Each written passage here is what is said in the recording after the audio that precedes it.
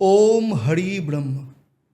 আমার সত্য সন্ধানী বন্ধুগণ, আজ আমি এমন একটা বাক্য নিয়ে কথা বলবো যা শুনলে অনেক মানুষ অবাক হয়ে যান, কেউ কেউ বিরক্তও হন।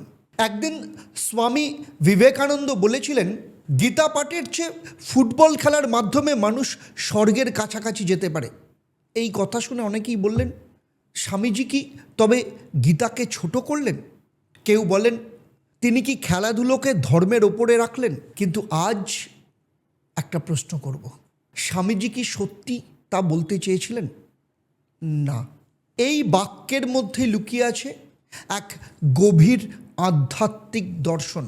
স্বামীজি এই কথাটা বলেছিলেন ভারতের যুবকদের উদ্দেশ্যে। সেই সময় ভারত কেমন ছিল জানেন? দুর্বল, শরীরে দুর্বল, মনে দুর্বল, আত্মবিশ্বাসে দুর্বল। মানুষ শুধু ধর্মের কথা বলছিল, কিন্তু জীবনে ছিল না শক্তি। স্বামীজি দেখলেন মানুষ গীতা পড়ছে, উপনিষদ পড়ছে, কিন্তু জীবনে সাহস নেই। তখন তিনি বললেন, প্রথমে শক্তিশালী হও। স্বামীজির দর্শনের একটি মূল শব্দ ছিল, সেটা হচ্ছে শক্তি। তিনি বলতেন, strength is life, weakness is death. দুর্বলতা মানুষকে ছোট করে, দুর্বলতা মানুষকে ভীরু করে, দুর্বলতা মানুষকে সত্য থেকে দূরে নিয়ে যায়। কিন্তু শক্তি কি? শুধু পেশির শক্তি নয়, শক্তি হলো শরীরের শক্তি, মনের শক্তি, আত্মার শক্তি। এখন প্রশ্ন আসে, স্বামীজি ফুটবলের কথা কেন বললেন? কারণ ফুটবল একটা খেলা নয়। ফুটবল মানে দৌড়নো, সংগ্রাম করা, পড়ে গিয়ে আবার উঠে দাঁড়ানো। ফুটবল শেখায় সাহস, দলবদ্ধতা, আত্মবিশ্বাস। যে যুবকের মধ্যে এই শক্তি আছে, সে যখন গীতা পড়বে তখন সে গীতার আসল অর্থ বুঝতে পারবে। কারণ গীতা কোথায় বলা হয়েছিল জানেন? মন্দিরে না, ধ্যান ঘরে না, যুদ্ধক্ষেত্রে। যেখানে অর্জুন ভয় পেয়েছিলেন, তখন কৃষ্ণ বলেছিলেন, উঠে দাঁড়াও, নিজের কর্তব্য পালন করো, ভয় করো না।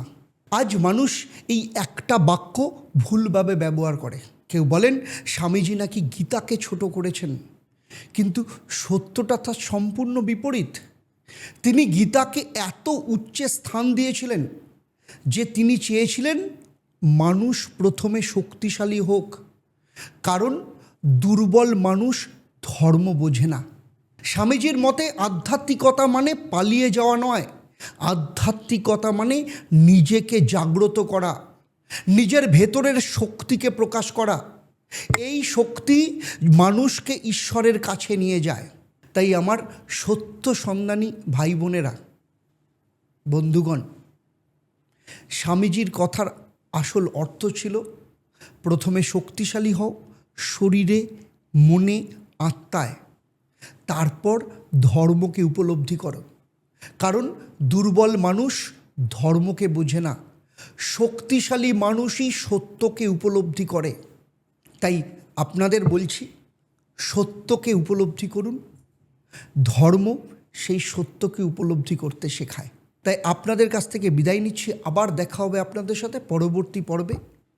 এই রকমই আপনাদের জীবনের অন্য কোনো পাঠ নিয়ে।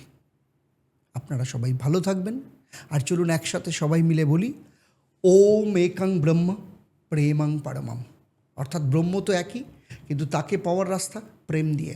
আর আপনাদের উপলব্ধি অবশ্যই নিচে কমেন্টে জানাবেন।